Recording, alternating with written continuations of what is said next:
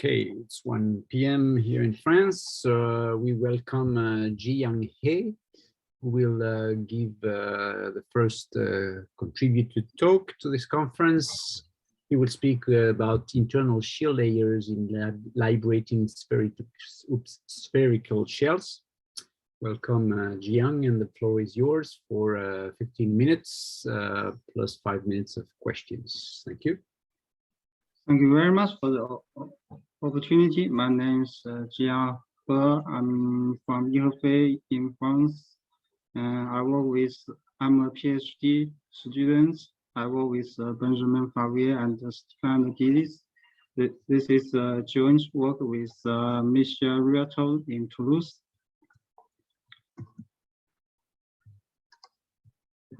Let's start with the invisible regime.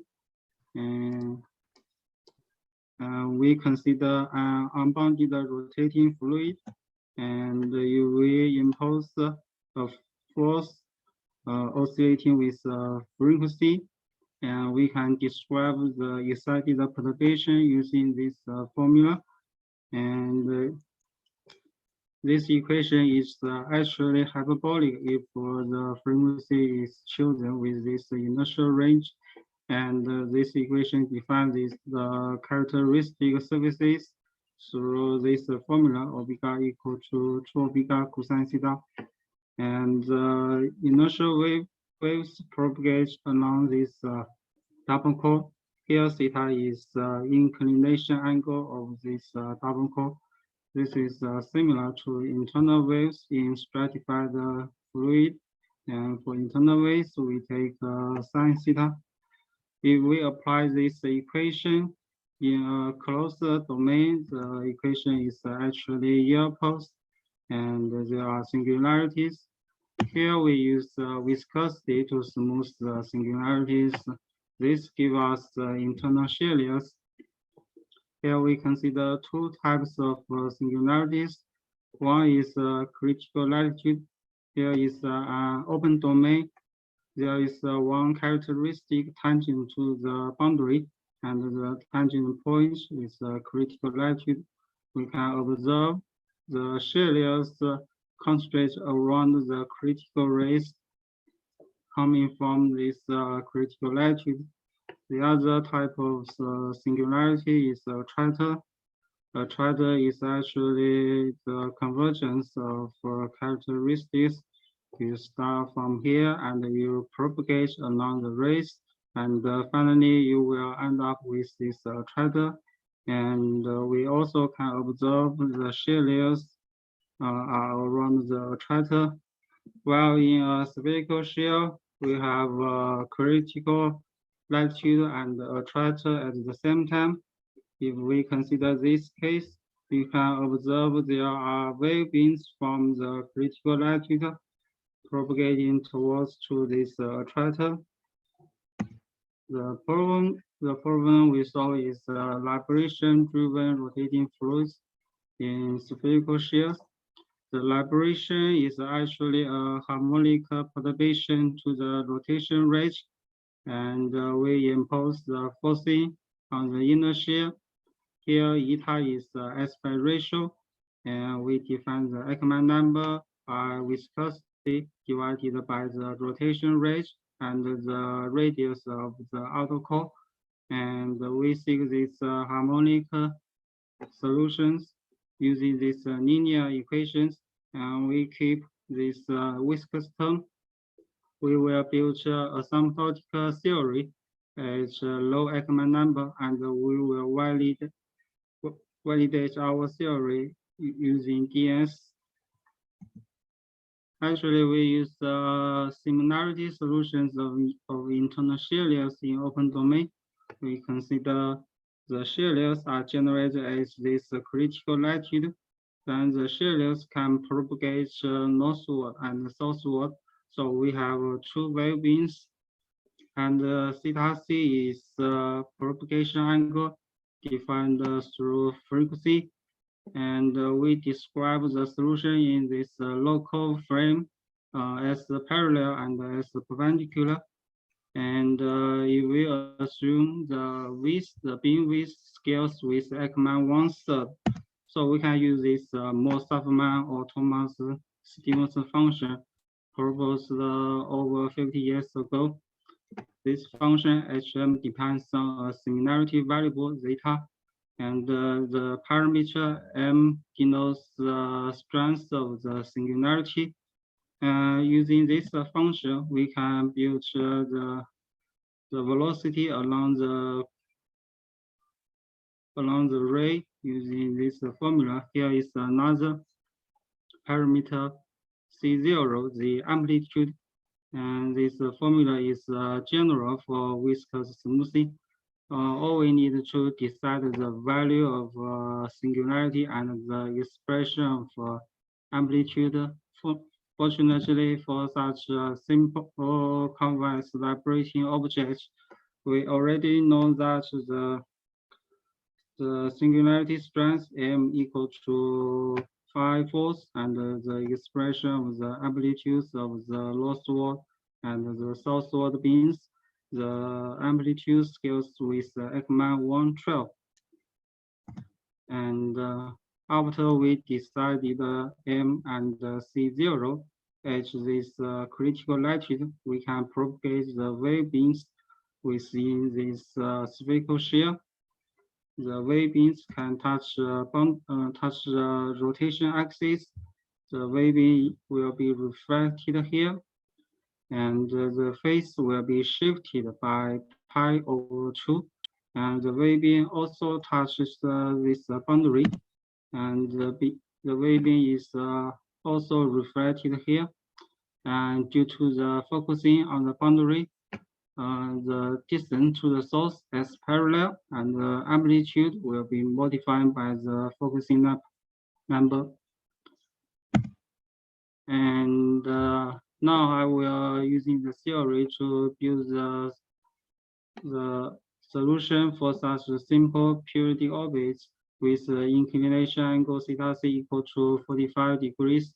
The periodic orbit is a closed circuit closing this critical latitude, and there is a total balance between contraction and expansion. For building the solution, we just propagate the wave beams along this critical rays using the similarity solution. When we go back to the critical latitude, we propagate the solution for another cycle, and the phase will be shifted by the rotation axis, and the distance to the source will be increased. We can repeat this process for many cycles. When the number of cycles goes to infinity, we have this closed formula. And here I is phase shift on the axis is necessary for this formula to be convergent. And we can repeat this process for both two beams. The final solution is the sum of two beams. One thing is particular is that when we go back to this critical latitude, and the characteristic is tangent to the boundary, to this curved boundary. So one part of the wave beams can propagate forward. The other part of the wave beams is reflected on the inner boundary, and it will go to outer boundary. After two reflections on the outer boundary, it will go back to the inner boundary. The reflection on this curved boundary will modify the scales. For the incident beam, the width is Ekman 1/3. The corresponding amplitude is Ekman 1/12.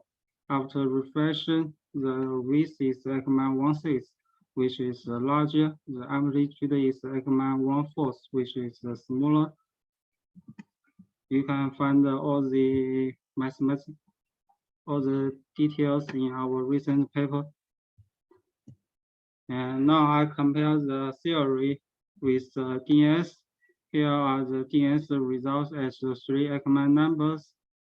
For the periodic orbits, you can observe that the wave structure is composed of this inclined square and two-way beams in the center. These two-way beams are coming from the reflection on the inner boundary. And here are the corresponding asymptotic solutions. You can see our theory can capture the beam structure very well. And we can choose some cuts to compare the velocity profiles. This figure shows the velocity profile on the main beams, and this figure shows the velocity profile on the secondary beams. And you can see our theory performs very well for such case. And these two figures shows the corresponding Ekman scaling of amplitudes. They also follow the theory. Now let's move on to attractors. For attractor, we use the same strategy. We just propagate the critical latitude beams towards the attractor. And during every cycle, we calculate the focusing number, amplitude, beam width, and the distance to the source. During the first cycle, there is no focusing. During the second cycle, due to the focusing, the amplitude will be modified and the phase will be shifted by the reflection on the axis. The beam width will be contracted and the distance to the source will be modified. And we can repeat this process for many cycles. And finally, we will arrive at the attractor. The final solution is sum of all contributions. Now I compare the theory with DNS. Here is the example of attractors. This figure shows the corresponding ray path. So you can see we have two attractors for such cases. Such case, the blue one, which is produced by the propagation of the northward beams, and the green one is produced by the propagation of the southward beams. And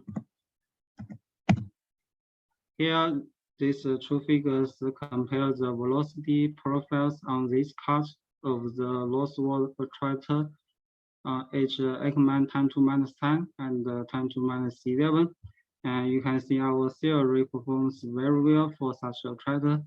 But unfortunately, it doesn't perform very well for the other attractor on this cut.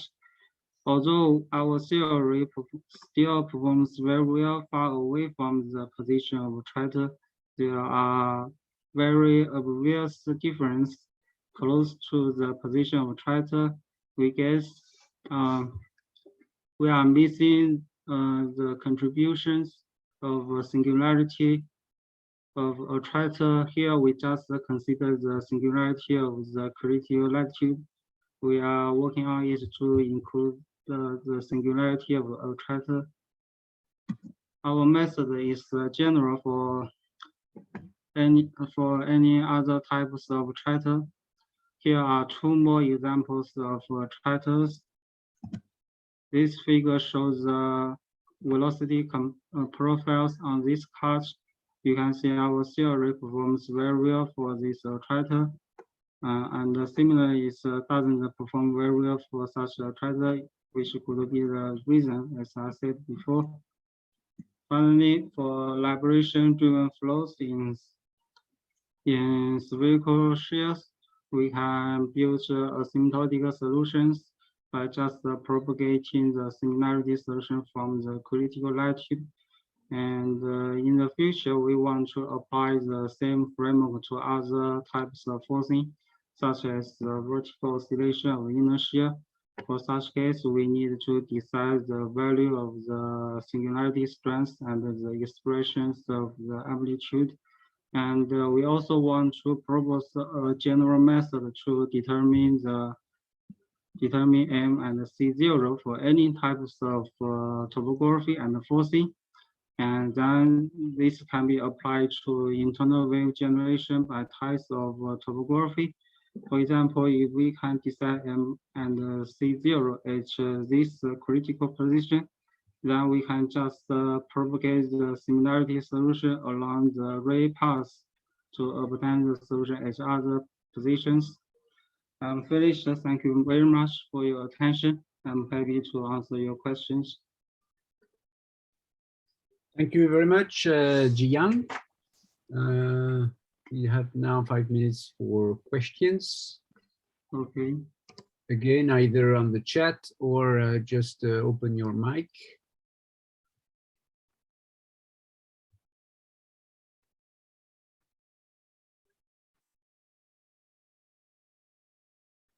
Well, I have a quick question. I know that the IRFA team is also quite strong in experimental work. So, do you know of any plan to test experimentally what you have shown numerically and analytically? Yeah, for me, I don't do experiments and. Yes, but do you know if your colleagues at IRFA plan to do that, or maybe they can answer? As far as I know, I don't know their plans. Sorry. Thanks.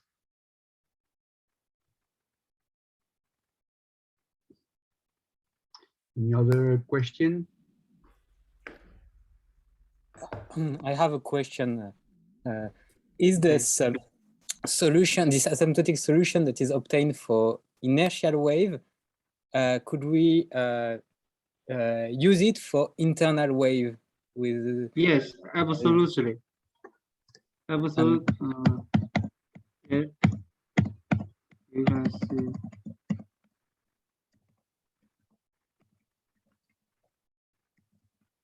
Yeah, we just use such kind of solution. Yeah, I see this function is actually called the Mossafman function. This name is used for inertial waves and is also called the Thomas-Stevenson function. And this name is used for internal waves. So this function is quite general. It can be used for internal waves.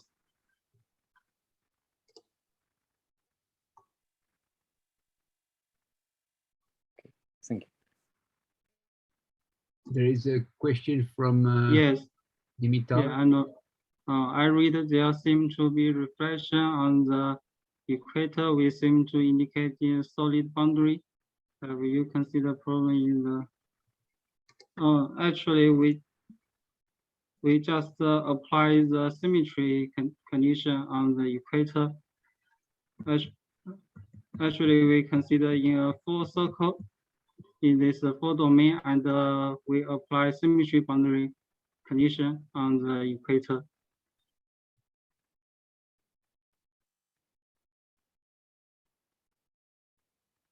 Okay. More questions? Dimitar is satisfied with your answer. Yeah, I see. Okay, if there aren't any more questions, we will maybe take the last 2 minutes for to give Onuki Yohei, I mean, time to make sure everything works with his screen. Yes. So thank you very much, Jiyang, again. Thank you.